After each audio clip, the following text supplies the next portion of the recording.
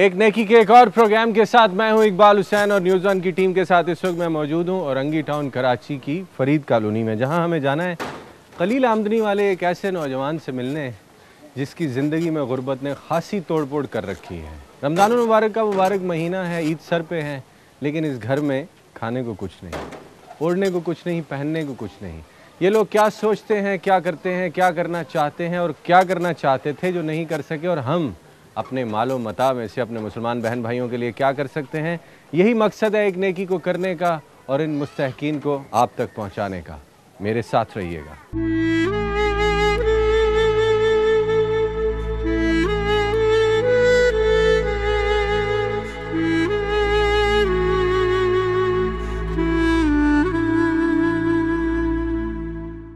ख्याल ज़्यादा नाम है आप? जी सर।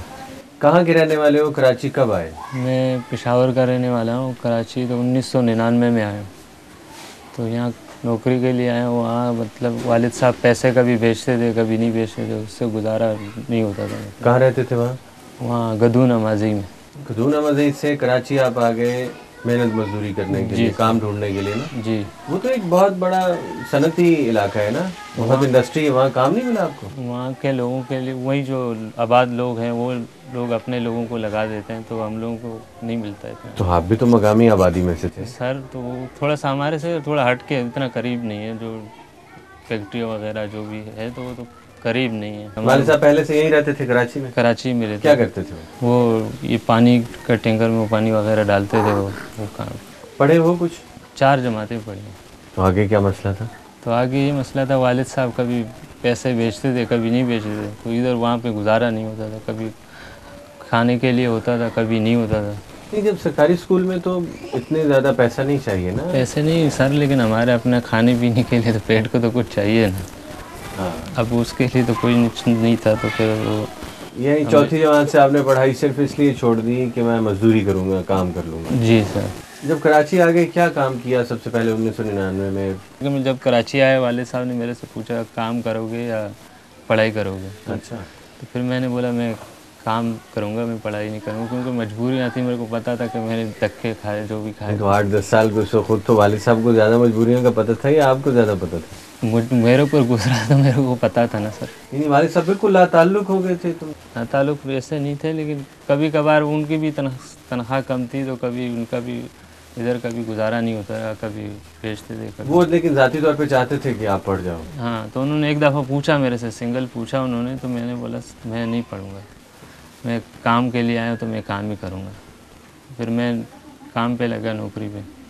उस टाइम 500 रुपये तनख्वाह थी जब मैं लगा। 1999 में जब कराची आया? हाँ। अच्छा। बंगले में काम किया 1 साल तक, तो 500 रुपये तनख्वाह दे देते थे। जो भी घर का काम वगैरह होता था, डस्टिंग वगैरह, जो कपड़ा वगैरह मारना होता वो काम करता। फिर उसके बाद 1 साल 2 साल वहाँ था, फिर उन्होंने दूसरी जगह चला गया। वहाँ काम करता। मार्बल के वहाँ काम करता था, लोडिंग का। कभी माल किस गाड़ी में लोड करना, कभी किस में। तो कितनी उम्र थी उससे जब ये लोडर का काम? लोडिंग का काम जब करता था तो 20-22 साल की उम्र थी। अभी क्या उम्र है? अभी 25 साल हुए, 25-26 साल। अभी क्या कर रहे हो और कितनी आमदनी है? अभी मैं एक ऑफिस है, उसमें काम करता हूँ। 60-60 हज़ार रुपये तनख्वाह है। 7,500? जी। तो 7,500 रुपये तनख्वाह है, तो कभी उसमें गुजारा होता है, कभी नहीं होता है। मतलब जब महीना पूरा एंड हो जाता है तो फिर हम कभी किससे उधार ले रहे होते हैं, कभी किससे। 2 बच्चे हैं? जी, 2 बच्चे हैं। दोनों बेटी हैं? दोनों बेटी हैं। बेगम साहबा पढ़ी लिखी हैं? नहीं पढ़ी है, सिर्फ कुरान शरीफ पढ़ा हुआ है इन्होंने। कभी स्कूल नहीं गई अभी? नहीं। तो बच्चों के बारे में क्या सोचते हो? इनको पढ़ाओगे या ये भी इसी तरह? जब 7,500 हज़ार में इनका खाने का ही हो जाए तो बड़ी बात है। उनको कैसे पढ़ाएंगे? जितना हो सकेगा हम करेंगे, अब क्या करें। ये मकान किराए का है? जी, किराए का ये। कितना किराया देते हो? इसका हम 2,000 रुपये किराए देते। मतलब ये 1500 किराया देते हैं। कभी पानी होता है तो कभी नहीं होता है, तो उसके लिए अलग पैसे देने पड़ते हैं। ये तो इलाका भी बहुत दूर है आपका शहर से? हाँ, अब वहाँ से हम तकरीबन 15-20 मिनट का रास्ता है, वहाँ से हम लोग पैदल आते हैं। जो बस स्टॉप? हाँ, बस स्टॉप जो है। रात 12 घंटे ड्यूटी करता हूँ वहाँ से, फिर आके फिर इधर आता हूँ। लेकिन जब मियाँ बीवी आपस में आप लोग बैठते हो, क्या सोचते हो कि आप दोनों पढ़ नहीं सके, घर में आमदनी बहुत महदूद है, आगे कोई कारोबार है नहीं, मुल्क में महंगाई भी बढ़ती जा रही है, कैसे होगा गुजारा? इन 2 बेटियों का साथ है। क्या सोचेंगे, बस जो भी नसीब में हम बोलते हैं, बस अल्लाह करे, बस ये गुजरेगा तो कोई अच्छा वक्त भी आ जाएगा। ये उधार की पटड़ी पे चढ़े हुए जोड़ तोड़ को करते हुए कितना अर्सा हो गया? ये तो सर अभी जब से शादी हुई 2009 में शादी हुई, उसके बाद से बस कभी होता है गुजारा, कभी नहीं। जब शादी हुई उस वक्त कितनी तनख्वाह थी? शादी हुई तो उस टाइम मेरे 4,500 तनख्वाह थी। यानी रिश्ता खुल गया फिर उसके बाद उससे ज़्यादा तरक्की हो गई। हाँ, 7,000 तनख्वाह। अब आगे क्या सोचते हो? बच्चों के लिए क्या करोगे? कोई कारोबार सोचा है? बच्चों कोई के नौकरी? बस यही नौकरी करता रहूँगा बच्चों के लिए, जब जैसे होगा मैं इनके लिए फिर पढ़ाई करूँगा, जो भी होगा हमारे से। कोई ओवर टाइम नहीं है? ओवर टाइम कभी कभार लगता है, मतलब रोज़ का नहीं है। ये नहीं, घर में 5-6-7 हज़ार रुपया होते हैं। हाँ, और 2 बच्चों का साथ है, दूध पीते हुए बच्चे हैं। दूध पीते हुए बच्चे हैं, कभी बीमार हो जाती है बेगम तो फिर उसके लिए इलाज के लिए कभी वो जो इलाज वगैरह इनमें लग जाता है सब। दोनों बेटियां ख्यालज़ादा आपकी गोद में हैं जी। इनकी वैक्सीनेशन वगैरह, इनको पोलियो के कतरे या इंजेक्शन लगते हैं जो बच्चों को, वो लगवाते हो? जी सर, जब आ जाते तो हम ज़रूर लगाते हैं। कभी कभार जब घर पे होते हैं तो लगवाते हैं, नहीं होते हैं तो फिर वो रह जाते हैं। कभी अस्पताल लेके नहीं गए हो कि कोई वैक्सीनेशन है? नहीं, अस्पताल नहीं लेके। क्यों? कभी कभार जब कभी बीमार हो जाते हैं तो फिर लेके चले जाते हैं, वरना ऐसे। हिफाजती टीके वैसे नहीं लगवा रहे हो? हिफाजती टीके पहले लगाए थे, इस बच्ची को लगाया, उसको नहीं लगाया। क्या वजह क्या है? बस अब हमारी भी थोड़ी बहुत मजबूरियाँ थी, फिर हम काम के लिए फिर सरकारी अस्पतालों से लग जाते हैं ना?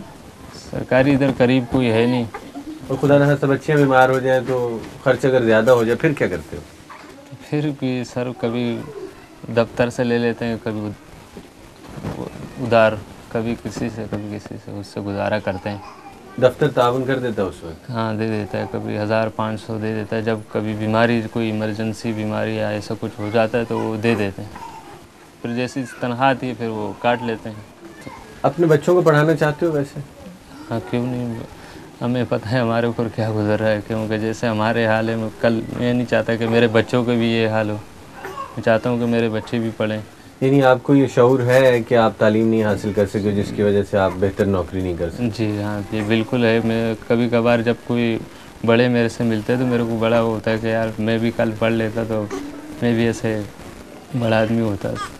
ख्यालज़ादा जो कि 1999 में कराची आए गदूना मज़ई एक सनती स्टेट से अपनी ज़िंदगी को बेहतर करने के लिए, लेकिन कराची में आकर ज़िंदगी मज़ीद मुश्किलात में उलझ गई है।